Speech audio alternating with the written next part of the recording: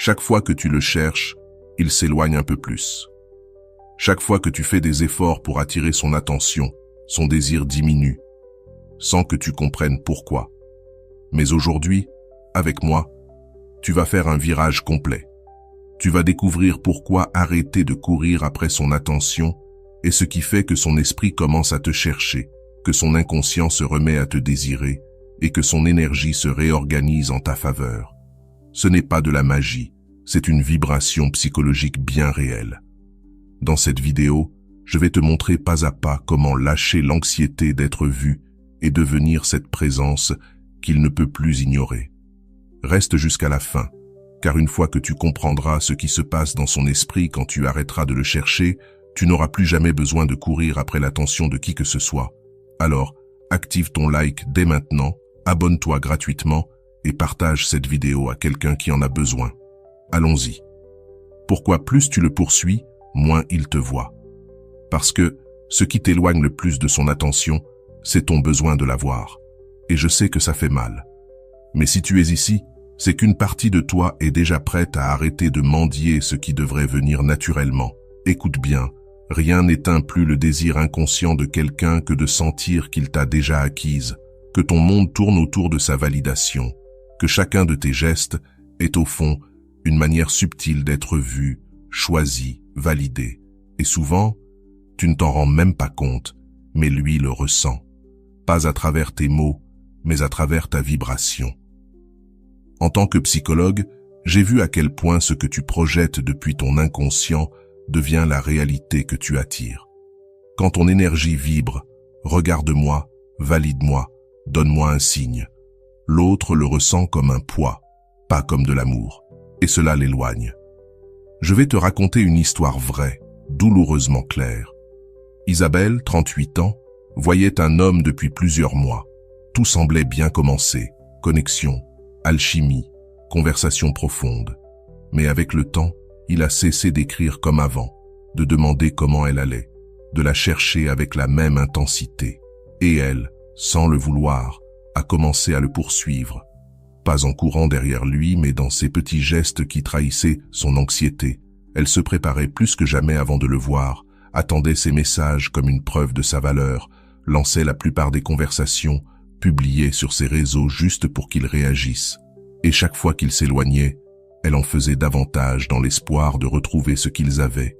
Jusqu'à cette nuit où, après des heures passées à vérifier s'il était en ligne, elle a craqué. Pas parce qu'il l'avait blessée activement, mais parce qu'elle a réalisé qu'elle donnait toute son énergie à quelqu'un qui ne faisait rien pour la soutenir.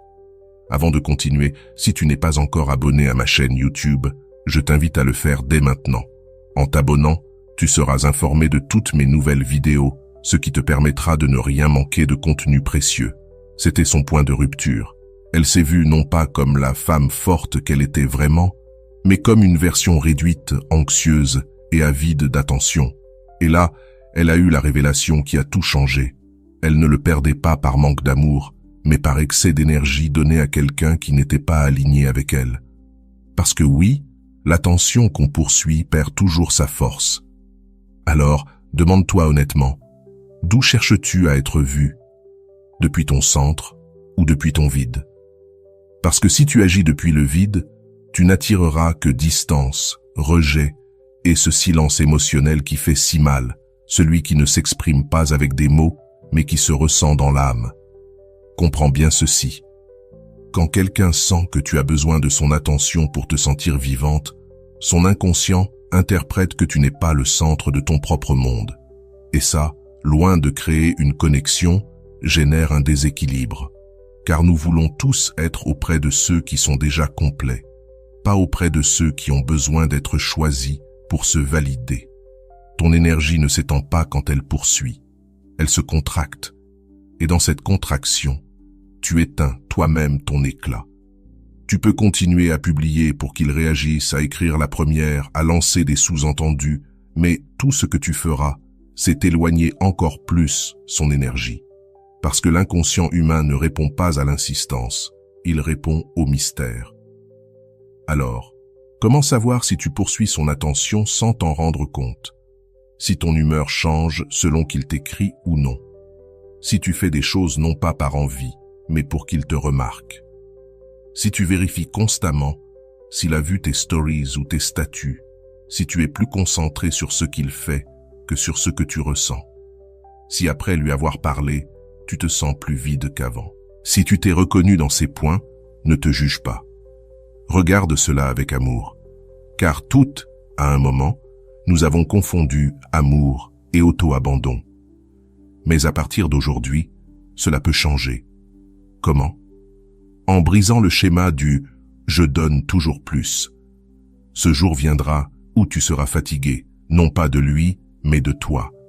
De cette version de toi qui donne toujours en premier, qui cherche toujours en premier, qui porte le lien comme si aimer signifiait tout supporter seul. Ce jour-là, même s'il fait mal, ce sera le début de ta libération. Ce n'est pas un hasard si tu donnes toujours plus. C'est un schéma, un modèle, appris en silence, une façon invisible de demander de l'amour. Mais cela se brise, non pas dans la colère, mais dans l'éveil. J'ai vu que derrière ce comportement se cache souvent un archétype inconscient, celui du sauveur, celui qui croit que, s'il donne assez, un jour, l'autre restera. Matteo, 36 ans, en est un exemple. Homme généreux, attentif, toujours investi. Et pourtant, ses relations finissaient par s'éteindre. Ses partenaires le prenaient pour acquis, puis partaient. Jusqu'à ce qu'un thérapeute lui dise une phrase qui l'a bouleversé. Donner plus que ce que tu reçois, ce n'est pas de la générosité, c'est de la peur. Et il a compris. Il ne donnait pas par amour, mais par anxiété. Et plus on donne dans l'angoisse, plus on se vide. Et quand tu es vide, tu deviens invisible. Parce que tu n'aimais plus de l'amour, tu aimais du besoin. Voilà la clé. Donner trop crée un déséquilibre énergétique. Et face au déséquilibre, l'inconscient de l'autre ne ressent plus de désir. Il ressent une charge, une pression, une responsabilité. Et c'est pour cela qu'il s'éloigne. Alors, comment rompre ce schéma? D'abord, reconnais que donner ne te rend pas plus précieuse. Ce qui crée l'amour véritable, c'est ton authenticité, pas ton sacrifice.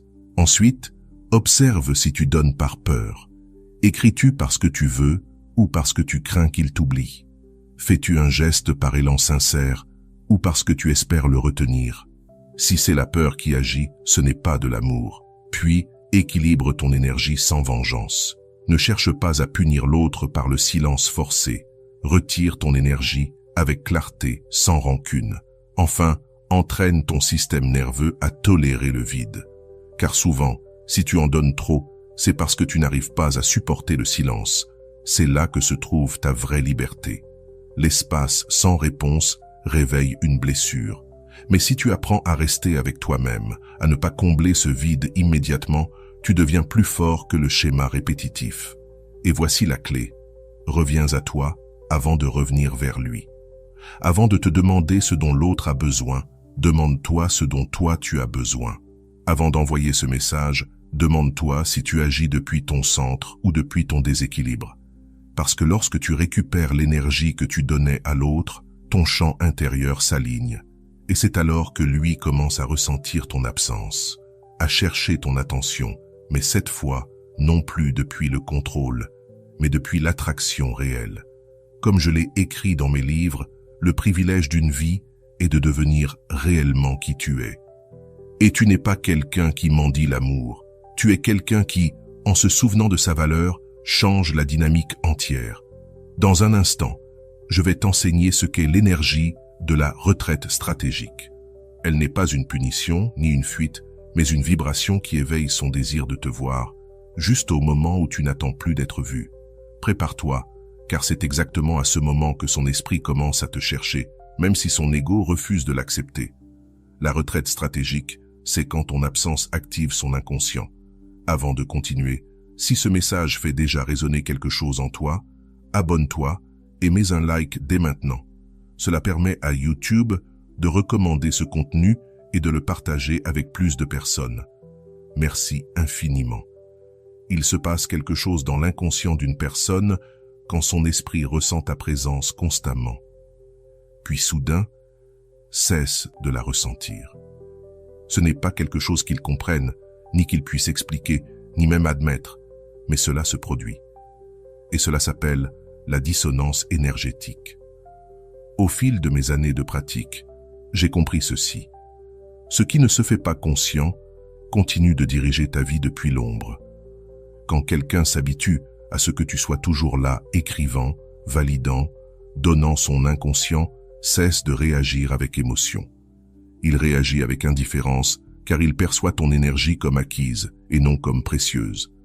Mais le jour où tu retires ta présence, non pas avec colère ni comme une punition, mais depuis ton centre, alors son système émotionnel profond s'active. Son esprit se met à se demander « Que s'est-il passé? Pourquoi n'est-elle plus là? Est-ce que je l'ai perdue ?» Et ce micro-segment de doute est le point de départ du retour de son désir. Attention, il ne s'agit pas d'un jeu, ni d'une stratégie artificielle, ni de « jouer la difficile ». Il s'agit d'une véritable retraite énergétique, une décision silencieuse mais puissante de ne plus poursuivre ce qui ne vibre pas à ton niveau. Laisse-moi te raconter une histoire réelle. Diana, 38 ans, psychologue indépendante et forte, avait pourtant une tendance à trop donner dans ses relations. Elle rencontra un homme brillant, intelligent émotionnellement, attentif et séduisant. Pendant 2 mois, tout fut intense et connecté. Mais petit à petit, il s'effaça. Ses réponses devinrent plus courtes, ses temps plus espacés. Et même sans mots, elle ressentit que sa présence n'était plus appréciée, mais simplement tolérée. Pendant un temps, Diana insista. Elle proposait des rencontres, envoyait des messages inspirants, essayait de raviver l'élan du début. Jusqu'au soir où, après avoir écrit encore une fois et constaté son indifférence, elle comprit. Pas parce qu'il le dit, mais parce que son âme le lui criait. Si je dois lui rappeler que j'existe, alors je n'existe déjà plus dans son monde. Et là, elle fit ce qu'elle n'avait jamais osé. Elle ne le bloqua pas, ne lança pas de reproches, ne fit aucune scène. Elle se retira, non pas avec colère, mais avec dignité. Elle cessa d'écrire, de chercher et surtout de penser à comment le récupérer. Elle revint à son centre. 2 semaines plus tard, il réapparut, cette fois avec de longs messages, des explications, et cette phrase « Je ne sais pas pourquoi je me suis éloigné, avec toi tout semblait couler ». La vérité, c'est que son absence avait activé son inconscient. Parce que tant qu'il croyait pouvoir toujours la voir, il ne la choisissait pas avec intensité. Mais quand il sentit qu'il pouvait la perdre, il commença à la voir vraiment, et voici l'essentiel. La retraite stratégique n'est pas le silence forcé, ni l'ignorance calculée, ni le faux détachement. C'est cela, ne plus être émotionnellement disponible pour quelqu'un qui ne t'élit pas vraiment. Cesser de diriger ton énergie vers lui, arrêter de vérifier ses réponses, rompre le circuit. Réorienter toute cette énergie vers toi, vers ce qui te nourrit et t'élève. Ne pas annoncer ta retraite.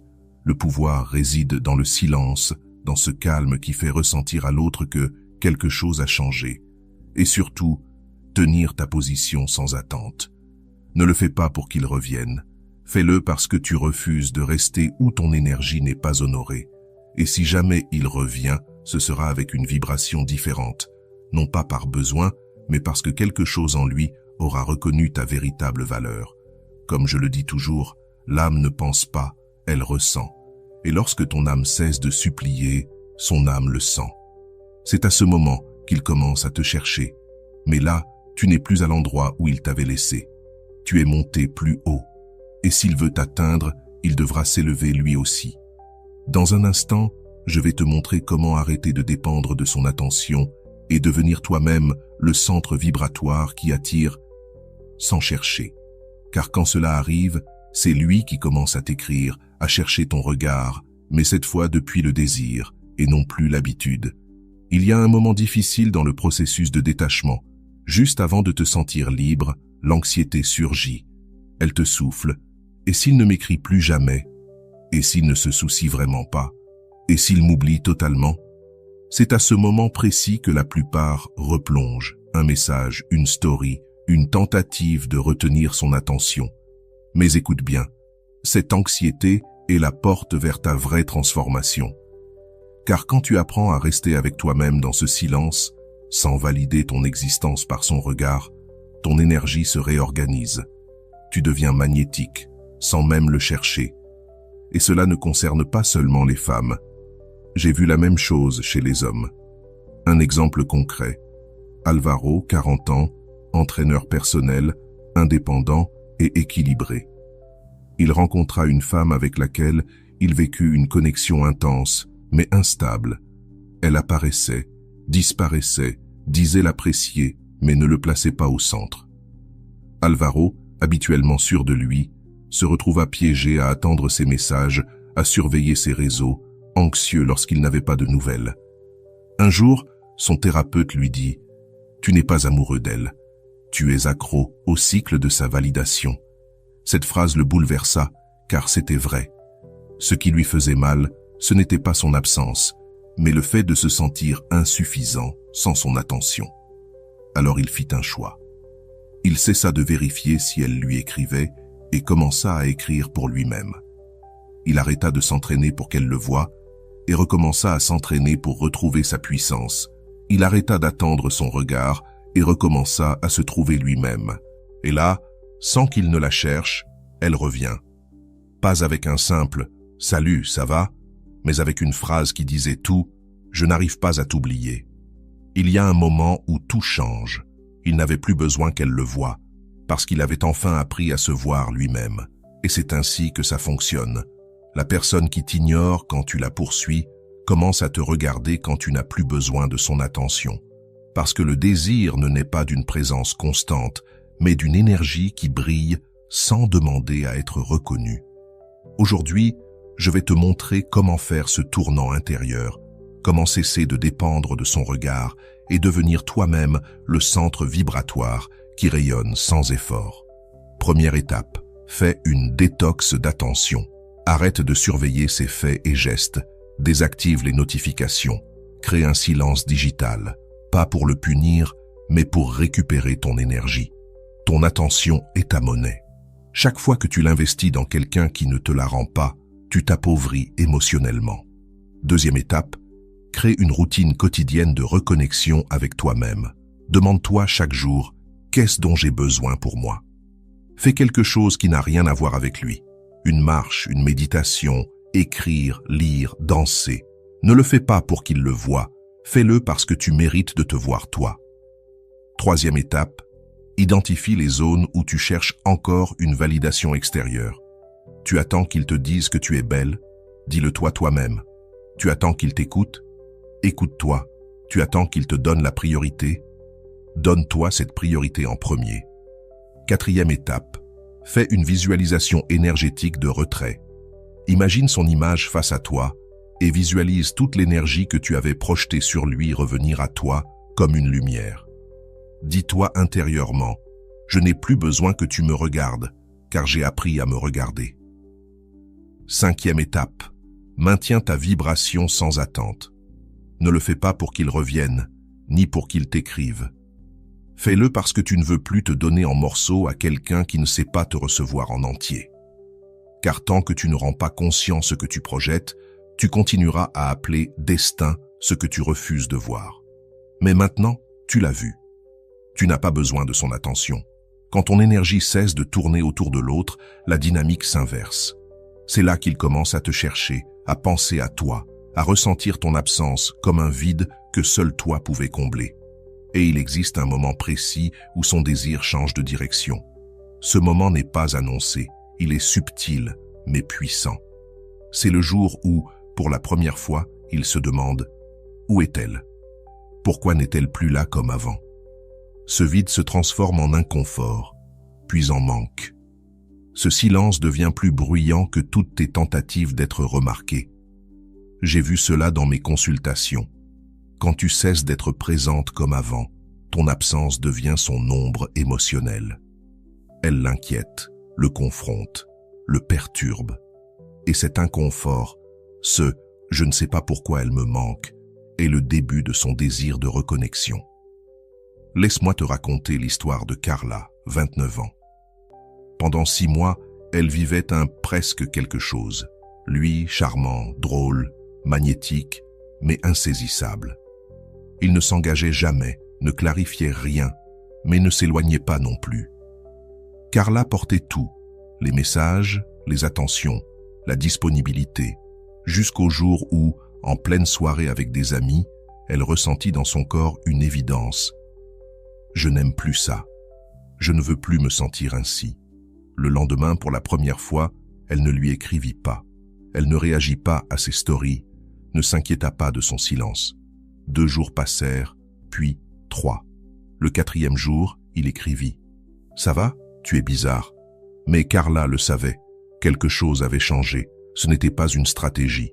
C'était une vibration différente. Et lui l'avait senti. Parce que lorsque tu lâches vraiment, quand ta fréquence change, l'autre le perçoit. Son corps le ressent. Son esprit le nie. Mais son âme le cherche. Et ce moment de bascule n'arrive que lorsque tu ne l'attends plus. Quand ta paix ne dépend plus de son retour. Quand ton quotidien ne tourne plus autour de ses messages. Quand tu n'as plus besoin qu'il confirme ton importance, parce que tu l'as déjà confirmé toi-même. Comment reconnaître que tu es arrivé à ce point? D'abord, quand tu n'as plus envie de chercher, pas par jeu, mais parce que tu n'as plus besoin de prouver quoi que ce soit. Ensuite, quand tu peux rester en silence, sans anxiété, en utilisant cet espace pour t'étendre. Quand ces messages ne t'agitent plus, que tu n'attends pas frénétiquement une notification et que, si elle arrive, tu réponds depuis ta clarté et non depuis ton vide. Quand tu découvres que ta vie t'intéresse plus que la sienne, que ton énergie t'est revenue. Et enfin, quand sans rien faire, il commence à réapparaître. Une excuse, une histoire, un message, un regard. Pas parce que tu as agi, mais parce que tu as cessé d'agir. Voilà la vérité. Ce n'est pas quand tu le cherches qu'il commence à penser à toi. C'est quand tu cesses de le chercher. Ce n'est pas quand tu es disponible pour tout. C'est quand tu t'élis toi-même que son désir s'active. Parce que l'attention poursuivie devient carence, tandis que l'attention retirée avec dignité devient mystère. Et l'inconscient ne résiste jamais au mystère. Quand tu arrêtes de mendier pour être vu, quand tu cesses d'insister pour être validé, quand tu abandonnes ce rôle où tu donnais tout sans réciprocité, tu ne changes pas seulement la dynamique, tu changes ton énergie. Alors, écris en commentaire. Je ne quémande plus d'attention, je la crée. Ce sera ton saut, ta nouvelle vibration. Car à partir d'aujourd'hui, tu ne seras plus celle qui attend d'être remarquée, mais celle qui devient présence suffisante. Tu attireras sans demander. Tu seras inoubliable précisément parce que tu n'as plus besoin d'être rappelé. Si ce message a résonné dans ton âme, c'est le moment de passer au prochain niveau. Abonne-toi pour continuer à élever ton énergie avec chaque nouvelle vidéo. Offre un like pour que ce contenu puisse toucher d'autres personnes.